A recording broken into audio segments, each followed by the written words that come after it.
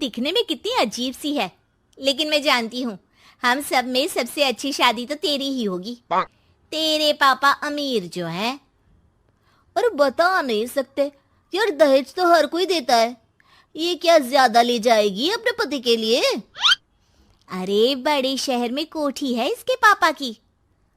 अरे पापा की है ना, कौन सी इसकी है? इसकी होती तब तो कोई भी लड़का इससे शादी कर लेता। अरे पापा की मतलब पापा की है तो मेरी ही है ना? किसने कहा? अब तेरी तो तब होगी ना जब तेरा भाई ना हो। वैसे भी शादी के बाद सारी प्रॉपर्टी भाई के नाम होती है।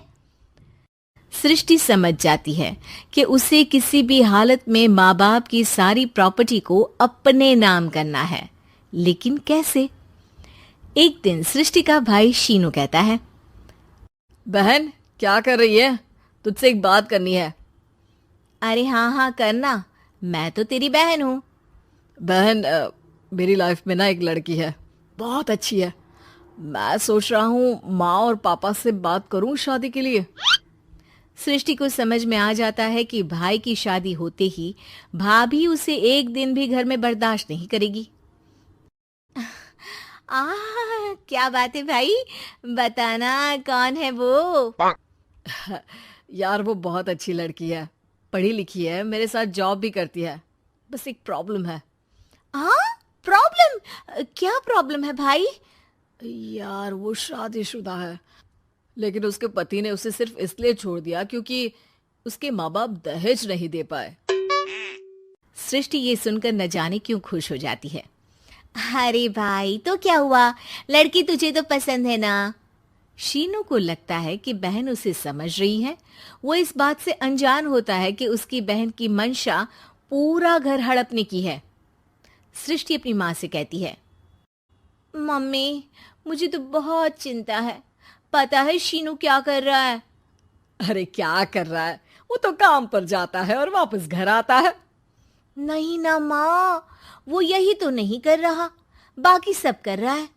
आपको पता है उससे प्यार है, और वो भी एक शादीशुदा लड़की से। हैं? ये क्या हो गया?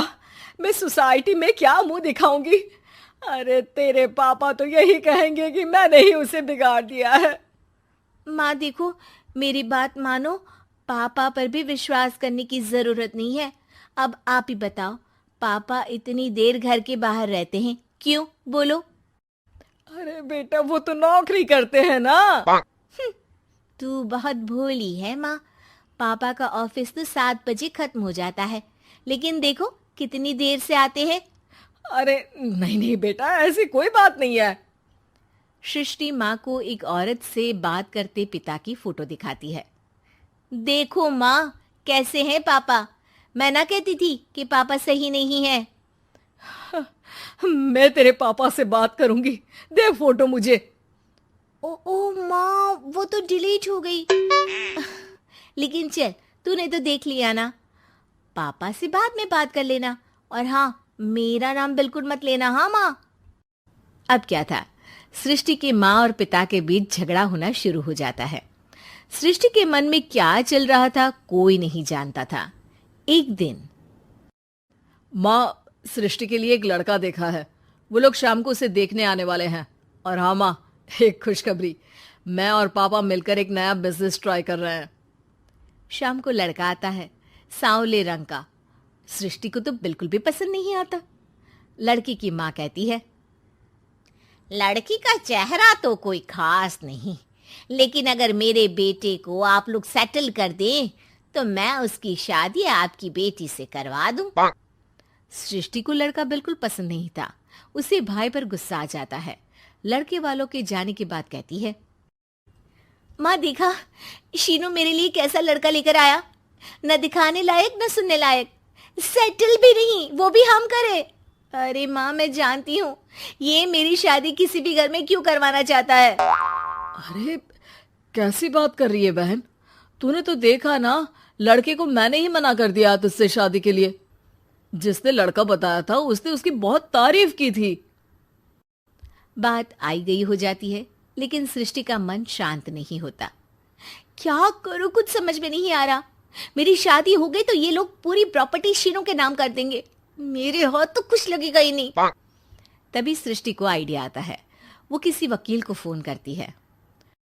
जी देखिए, अगर आपके मम्मी पापा का तलाक हो जाता है तो आपके पिता की आधी प्रॉपर्टी आपकी माँ के नाम हो जाएगी, फिर उसे वो किसी को भी दे सकती है। सृष्टि अब माँ को बेटे के खिलाफ भरती है। माँ, शीनू पर नजर रखा करो, वो जिस लड़की के प्यार में है ना वो शादीशुदा है। यहाँ आएगी, सारा पैसा, रुपया, जमीन, जायदाद सब हड़प लेगी। पापा का भी हाल तुमसे छुपा नहीं है। ऐसा ना हो कि मैं और आप एक दिन सड़क पर भीख मांगे। हे भगवान, मैं तो जीते जी मर जाऊंगी अगर ऐसा हो गया तो। ऐसा हो गया नहीं माँ, ऐसा ही होगा। अभी समय है, आगे का सोच लो। मैं तो कहती हूँ पापा से आधी प्रॉपर्टी लेकर अलग हो जाओ। पापा की आधी प्रॉपर्टी भी हम लोगों को अगर मिल जाती है ना तो अगले 7 जन्म सफल समझो। बेचारी माँ बेटी के कहने पर पति से तलाक लेकर अलग हो जाती है। सृष्टि अब पैसों से गाड़ी और अपने दूसरे महंगे शौक पूरे करने लगी। उसके दोस्त भी उसके पैसे इस्तेमाल करते। सृष्टि, कल तुम कहाँ थी? मैं सारा दिन घर पर अकेली थी। तो मैं क्या करूं? मैंने ठेका तो नहीं लिया है ना तुम्हें संभालने का। माँ को सृष्टि से ये उम्मीद नहीं थी। वो बैठकर रोने लगती है। वहीं उसका पति यानी कि सृष्टि के पिता आ जाते हैं। मैं जानता था कि तुम्हारा यही हाल होगा, तो आपने मुझे रोका क्यों नहीं? मैं रोकता तो तुम रुकती क्या? सृष्टि के कहने पर तुमने मुझ पर, अपने बेटे पर शक किया, लेकिन तुम ये भूल गई कि कैसे हम दोनों ने मिलकर जीवन में इतना सब खड़ा किया।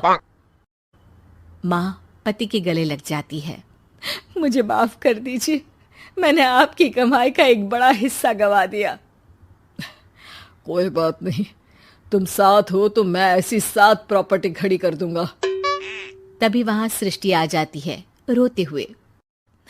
माँ, मयंक ने मुझे छोड़ दिया। वो बोल रहा था जब तक मेरे पास पैसे थे तब तक ही वो मेरे साथ था। पापा, माँ, मुझे माफ कर दीजिए।